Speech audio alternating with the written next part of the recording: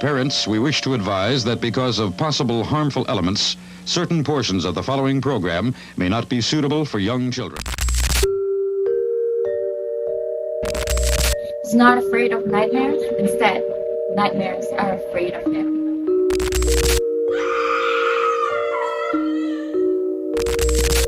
He knows the nook and crannies when you hide your deepest fear.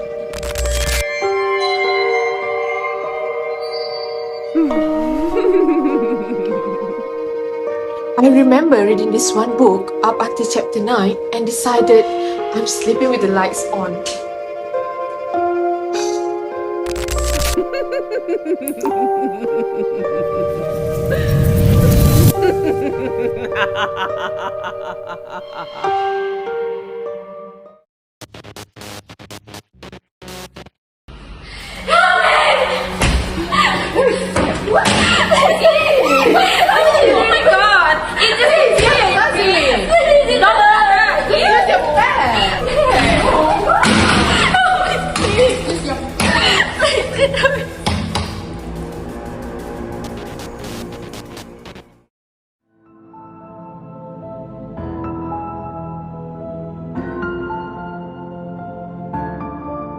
So Stephen King is super famous author, right?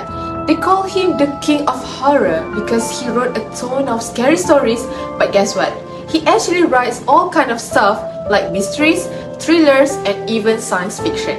His work is a lot more significant than what people give him credit for. King's been around forever, writing since the 1940s. He's churned out hundreds of books and short stories, some really long novels, but also like 200 short stories. They've even made a bunch of movies out of stuff like The Shining and It. Come and play with us.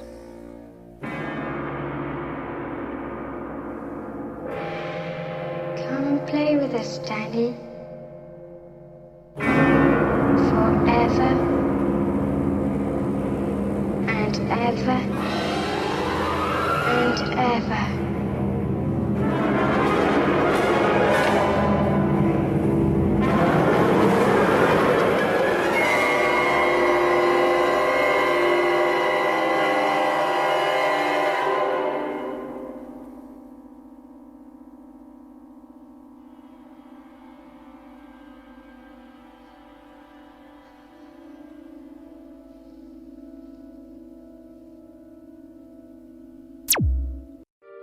And guess what?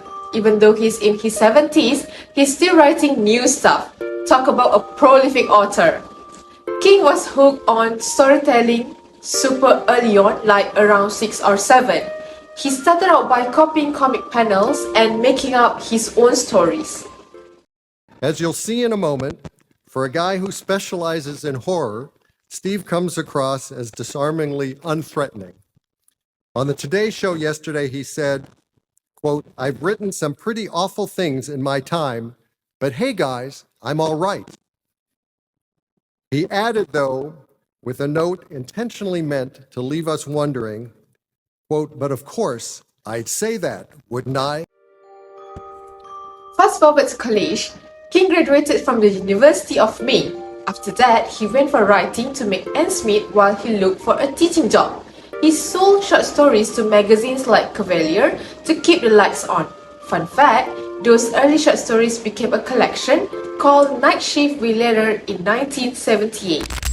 My mother used to enjoy writing, and my father wrote a lot of stories and mailed them to the pulp magazines of the 40s and 50s like Argosy and that sort of thing. And I guess some of them were pretty good, but I've never seen any of them. So I have a little of that from my parents, and my children have a little of it from me. In 1971, he landed a gig as an English teacher at Hamden Academy. But writing never left him. He kept churning out short stories and even started brainstorming novel ideas, including these anti-war stories called Sword in the Darkness that never got published. King found his soulmate Tabitha Spruce and tied the knot in January 1971. So way back in 1973, Stephen King finally got his first book, Carrie.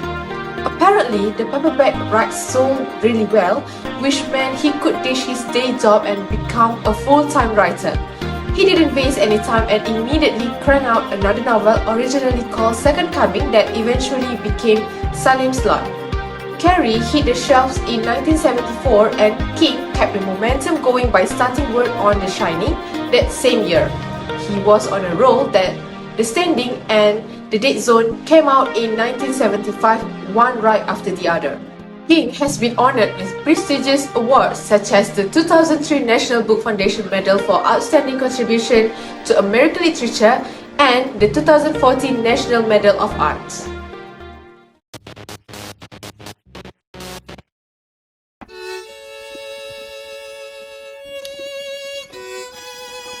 Dareen.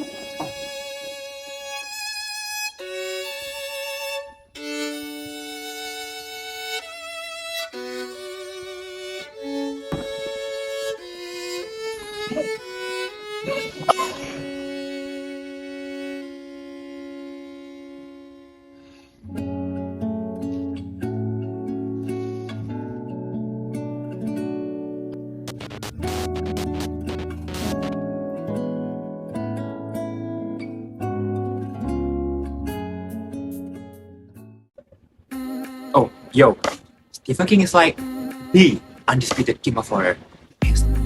Why? Here's the thing. The man knows how to hit our deepest fears, the one that keep us up at night. He doesn't shy away from the whole ghost and ghoul thing, sure, so basic, but he also gets that real-life scary stuff can be way worse. You know, like creepy stalkers or rabbit raccoons with a taste for ankles. Like, girl, Oh, with the real. King is a master at building suspense. He slowly cranks up the tension, never spilling all the beans at once. It's not just about cheap jump scares though. He dives deep, explores the shadow in our minds, the darkness we all have lurking inside. He makes us realize how normal life can crumble in an instant and how sanity and crazy town are practically next door neighbors like Lamb. Yeah. Everyone, please stop what you're doing and listen. This is not a drill.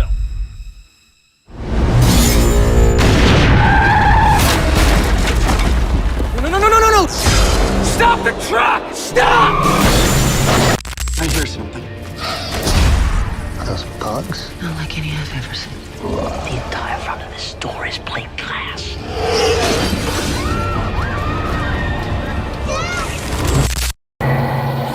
This field doesn't make any sense. Name one thing in here that does.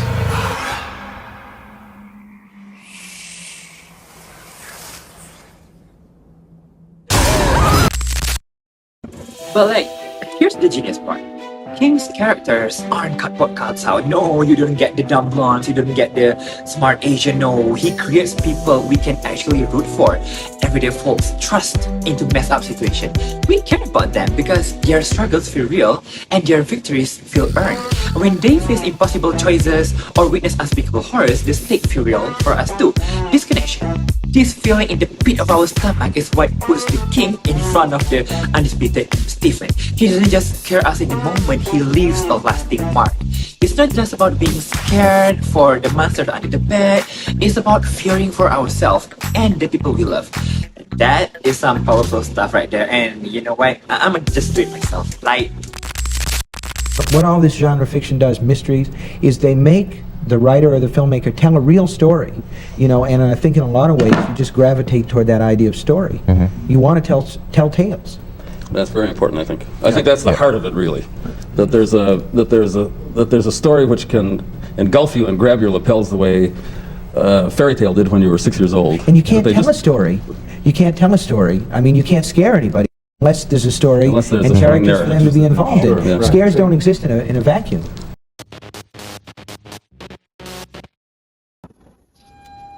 I did not say.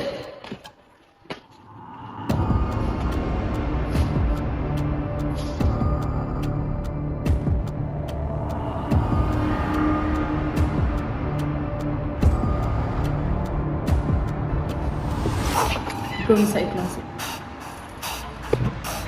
No, Mama. Go to your closet.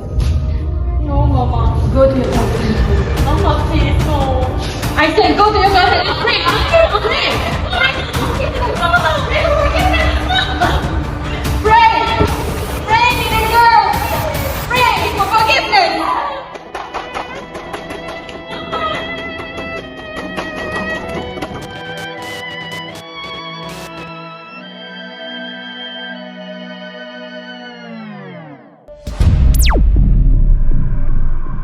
concentrate hard enough, I can make things move.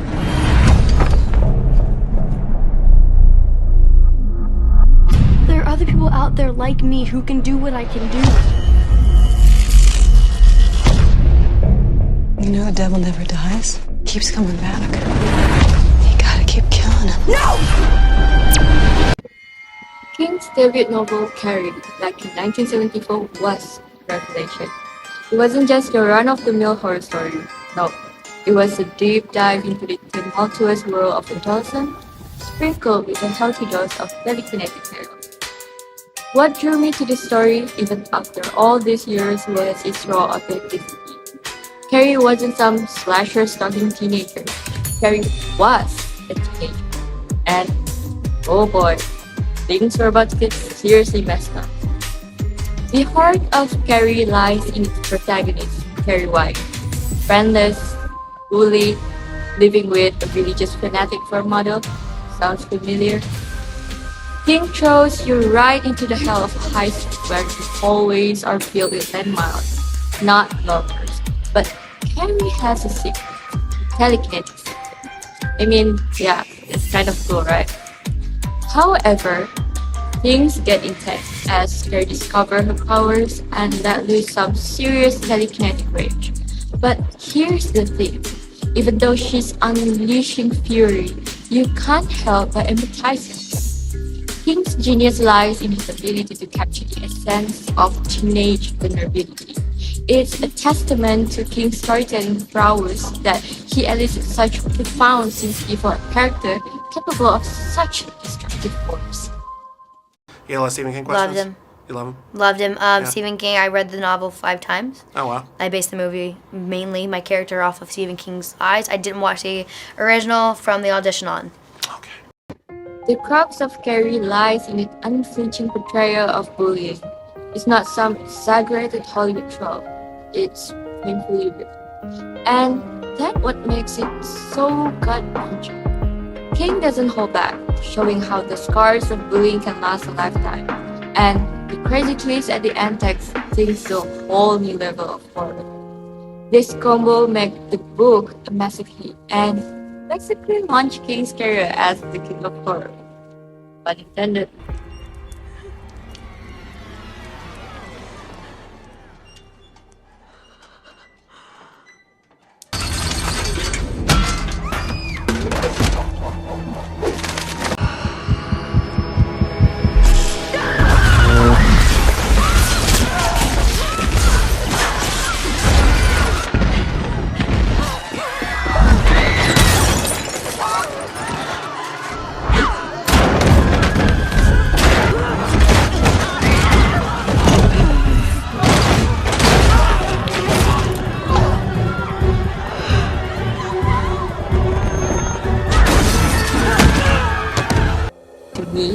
Carrie is a masterclass in horror.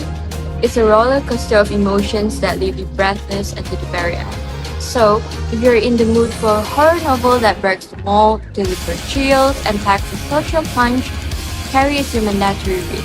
So, grab a coffee, lock your door, and dive into Stephen King's world of teenage telekinesis and unforgettable horror. Trust me, it's a timeless classic that continues to captivate audience to this day.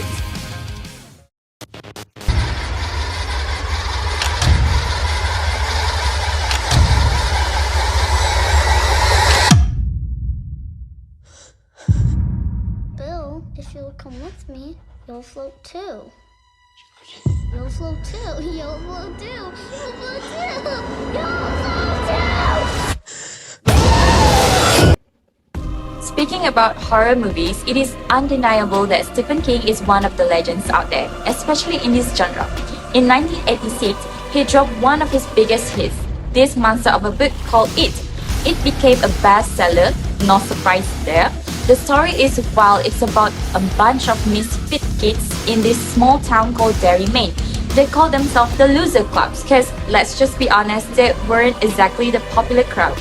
Anyway, these kids are being terrorized by this creepy, shape-shifting monster that likes to take the form of killer clown named Pennywise. Just not cool, Pennywise. The first time around, the kids led by this stutterer named Bill Denbrough, face off against it. It's a battle of survival, you know, facing their deepest fears and all that crazy stuff. But guess what? It doesn't stay down forever. After 28 years later, the loser clubs are all grown up, but it came back. And these childhood friends gotta reunite to stop this evil entity once and for all. It's about growing up, facing your past trauma, and sticking together to defeat the bad guy, even if that bad guy is a creepy clown living in the sewers. Welcome to the Losers Club, asshole!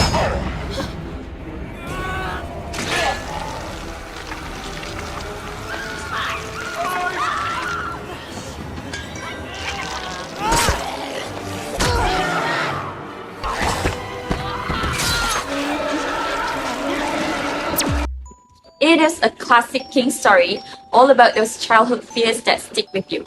The book's been adapted by a bunch of times too, first as a mini-series in the 90s, then there were those movies a few years back, It Chapter 1 and It Chapter 2.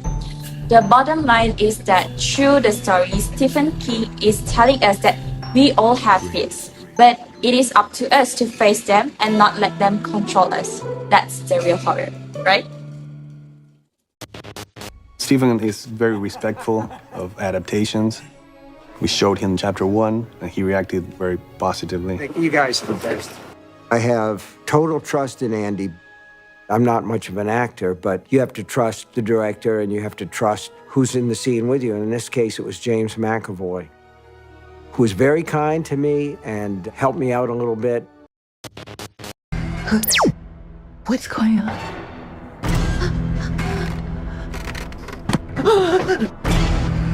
Hug your daughter. I should never have shown you that place. Your child is not the only thing that will come back. The barrier is broken.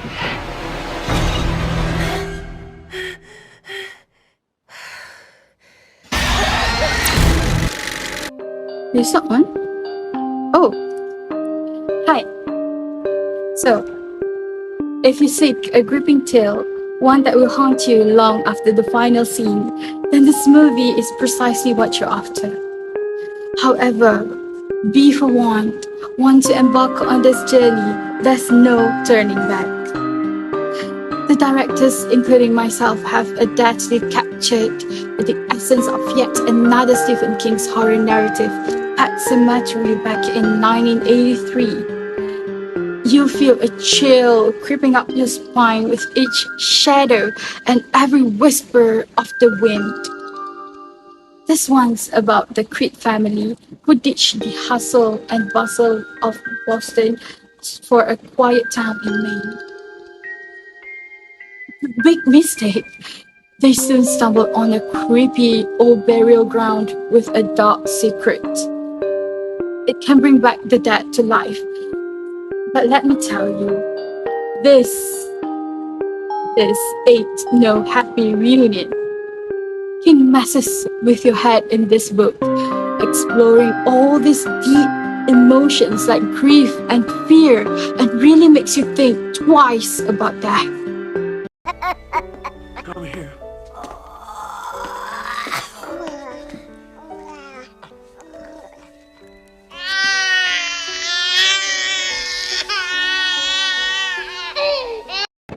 The story mostly follows Louis Creed, the dad, and his struggle to deal with losing someone close. Don't want to spoil it for you.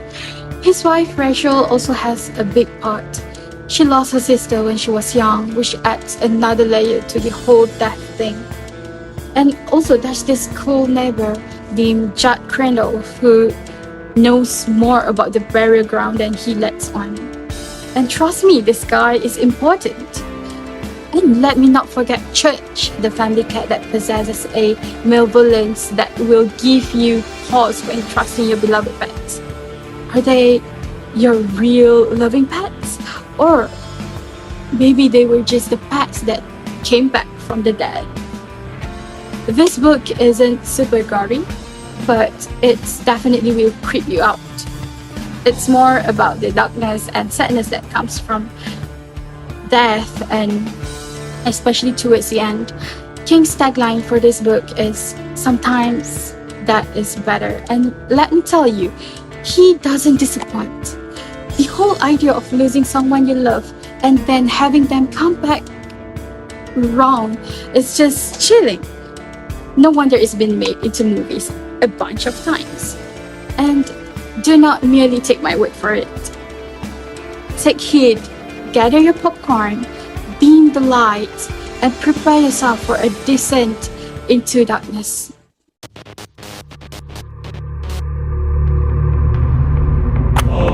It's been quite a while since we had you as a guest, but I need to ask, how does it feel working with the renowned publisher for your movie? Well, it's a smooth sailing, but something about AZFAR, the publisher, right, feels off. Now, I'm not one to talk bad about co-workers, don't get me wrong, but it's weird that some people that have worked with him just vanished. Something is ominous about him, but I can't put my fingers around what exactly it is.